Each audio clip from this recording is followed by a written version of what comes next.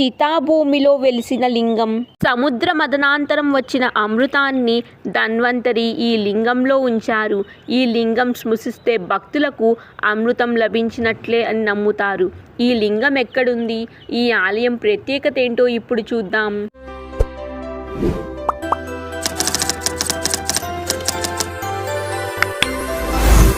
కొన్ని ప్రత్యేక కారణాల వల్ల మహేశ్వరుడు కొన్ని స్థలాలలో జ్యోతి స్వరూపుడై సాక్షాత్కరించి భక్తులను అనుగ్రహిస్తున్నారు. వాటినే శ్రీ జ్యోతిర్లింగాలుగా పేర్కొన్నారు. వాటిలో 5వది శ్రీ పరళి వైద్యనాథ జ్యోతిర్లింగం.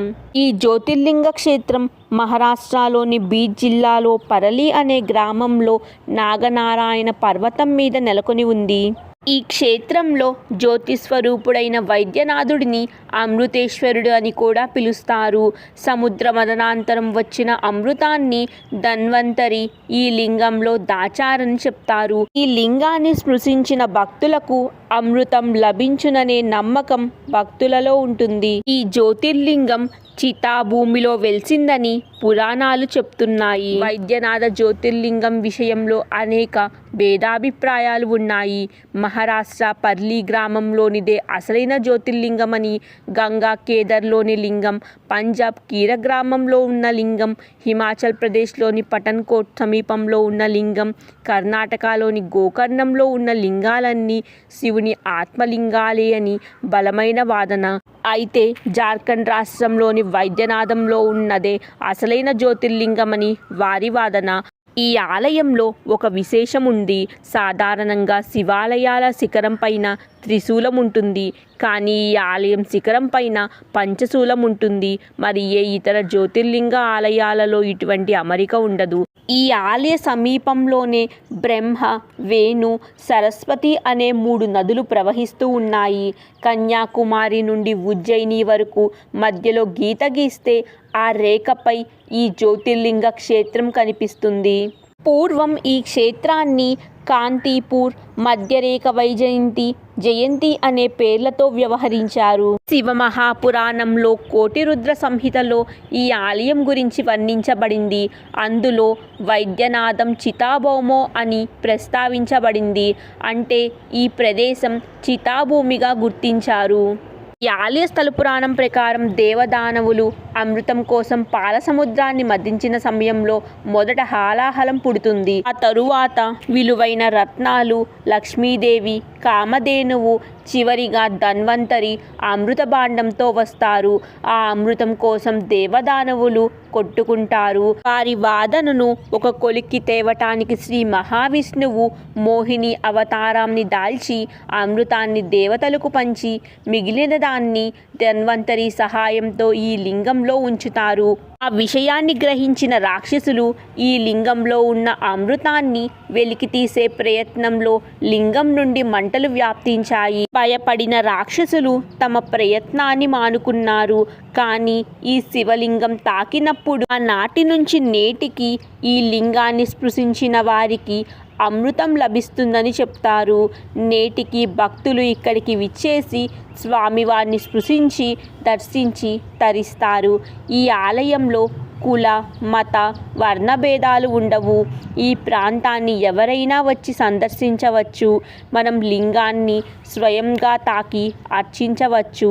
ఈ లింగంలో ధన్వంతరి అమృతాన్ని ఉంచినందున ఈ లింగాన్ని అమృతేశ్వరుడని, ధన్వంతరి అని కూడా వ్యవహరిస్తారు.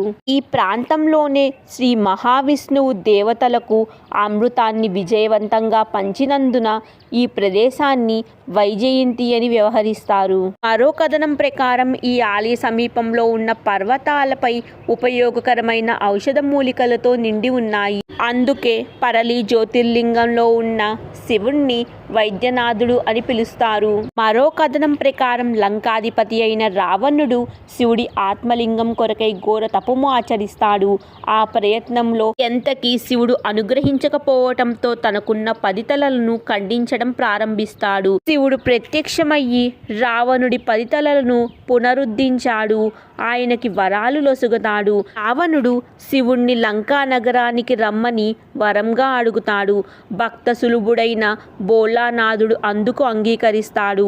రావణుడితో కలిసి లంకకు వెళ్ళటానికి అంగీకరిస్తాడు. సమయంలో ఈశ్వరుడు రావణుడితో ఇలా అన్నాడు, నీవు నా లింగాన్ని భక్తి శ్రద్ధలతో తీసుకెళ్ళు, కానీ నీ గమ్యంలో ఈ లింగాన్ని భూమిపై పడకుండా జాగ్రత్త వహించు, లేదంటే నీవు ఏ ప్రదేశంలో పెట్టావో అది అలానే ఉండిపోతుందని శివుడు హెచ్చరిస్తాడు.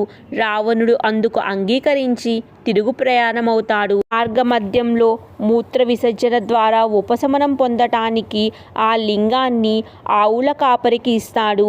గోరక్షకుడు ఆ లింగం బరువు మొయ్యలేక భూమిపై ఉంచుతారు. అలా ఉంచిన ఆ లింగం జ్యోతిస్వరూపుడై వైద్యనాథ జ్యోతిర్లింగంగా వెలుస్తారు. ఈ ఆలయ గర్భగుడి కిటికీల గుండా శివలింగాన్ని సూర్యకిరణాలు తాకుతాయి. ఈ ఆలయంలోనికి ప్రవేశించంగానే మనకి విశాలమైన మెట్లు కనపడతాయి. దానిని ఘాట్ అని అంటారు. ఈ పాత ఘాట్ని 1108 సంవత్సరంలో నిర్మించినట్లు తెలుస్తోంది. ఈ వైద్యనాథ జ్యోతిర్లింగాన్ని 1706 సంవత్సరంలో శివభక్తురాలైన అహల్యాదేవి హోల్కర్ పునరుద్ధరించారు. ఈ క్షేత్రాన్ని హరిహర క్షేత్రం అని అంటారు. పరలి శివభక్తులకు మాత్రమే కాకుండా హరిభక్తులకు కూడా ఉత్తమమైన స్థలంగా పరిగణిస్తారు. ఈ ఆలయంలో శివరాత్రితో పాటు శ్రీకృష్ణుడి ఉత్సవాలు కూడా ఘనంగా జరుగుతాయి. హరిహర తీర్థం నుండి నీటిని వైద్యనాథుడికి రోజువారీ పూజ కోసం తీసుకువస్తారు. ప్రతిరోజు సోమవారం అధిక సంఖ్యలో భక్తులు ఈ ఆలయానికి విచ్చేస్తారు. చైత్ర పాడ్వ, విజయదశమి, త్రిపుర పౌర్ణమి, మహాశివరాత్రి, వైకుంఠ చతుర్దశి నాడు ఘనంగా ఉత్సవాలు ఈ ఆలయంలో జరుగుతాయి. ఈ ఆలయంలో మరో ప్రత్యేకత, ఈ వేడుకలలో తులసి దళానికి బిల్వపత్రానికి తేడా ఉండదు. మహాదేవుడికి తులసి పత్రాలను, విష్ణుమూర్తికి బిల్వదళాలను నైవేద్యంగా సమర్పిస్తారు. ఈ విశిష్టమైన ఆచారం ఈ క్షేత్రంలో మాత్రమే మనకి దర్శనమిస్తుంది. ఈ క్షేత్రంలో వర్షాకాలంలో జరిగే పూజలకు ప్రధాన స్థానం ఉంటుంది. రుద్రాభిషేక మంత్రోచ్చరణలతో పరళీ ప్రాంగణం ప్రతిధ్వనిస్తుంది. సాధారణంగా పూజ కూడా చాలా భక్తిగా అంకిత భావంతో జరుపుతారు. మరో కథనం ప్రకారం మార్కండేయుడు ఈ క్షేత్రంలోనే తన జీవిత వరాన్ని పొందారని చెప్తారు. శివపురాణంలో మార్కండేయ పురాణంలో ఇలా పేర్కొనబడ్డారు. మార్కండేయుడు జీవితకాలాన్ని అనుగుణంగా యమభటులు తన ప్రాణాన్ని తీసుకువెళ్లే ప్రయత్నం చేయగా శివుణ్ణి ప్రార్థించగా శివుడు యమపాసం నుండి విముక్తి కల్పించారు. మార్కండేయుడి పేరుతో మనకి ఇక్కడ ఒక చెరువు దర్శనమిస్తుంది.